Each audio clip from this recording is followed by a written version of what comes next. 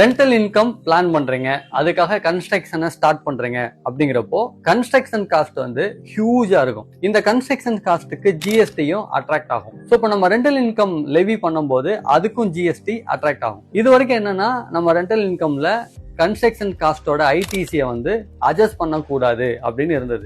ரீசெண்டா வந்த ஆர்டர், அதுவும் Supreme Court order, Safari Retreats Private Limited அந்த கம்பெனிக்கு ஃபேவரா ஆர்டர் கொடுத்திருந்தாங்க. என்ன அப்படின்னா, நீங்க யூஸ் பண்ற அந்த பில்டிங், அதாவது அந்த பில்டிங்கையே ஈக்குவலன் டு பிளான்ட் அண்ட் மிஷினரி தான். ஏன்னா அந்த பில்டிங் இல்லைன்னா கண்டிப்பா அவங்கனால ரெண்டல் இன்கம் வந்து ஏர்ன் பண்ண முடியாது. இந்த பில்டிங்கை கட்டினதே எதுக்காகனா ரெண்டல் இன்கம் பர்பஸ்க்காக தான். ஸோ இதுவே ஈக்குவலன் டு பிளான்ட் அண்ட் மிஷினரி அப்படிங்கிறதுனால தாராளமா நீங்க ஐடிசியை வந்து கிளைம் பண்ண முடியும் அப்படிங்கிறத கிளியரா அந்த சுப்ரீம் கோர்ட் ஆர்டர்ல சொல்லியிருக்காங்க. ஸோ இப்போ நீங்களும் ஏதாவது ரெண்டல் இன்கம்காக பிளான் பண்ணி உங்க கன்ஸ்ட்ரக்ஷன் ஸ்டார்ட் பண்ணீங்கன்னா உங்களோட ஐடிசியை நீங்க ரிவர்சல் பண்ணாம அவைல் பண்றது நல்லது. உங்களோட ஜிஎஸ்டி லைபிலிட்டியும் கம்மியாகும்.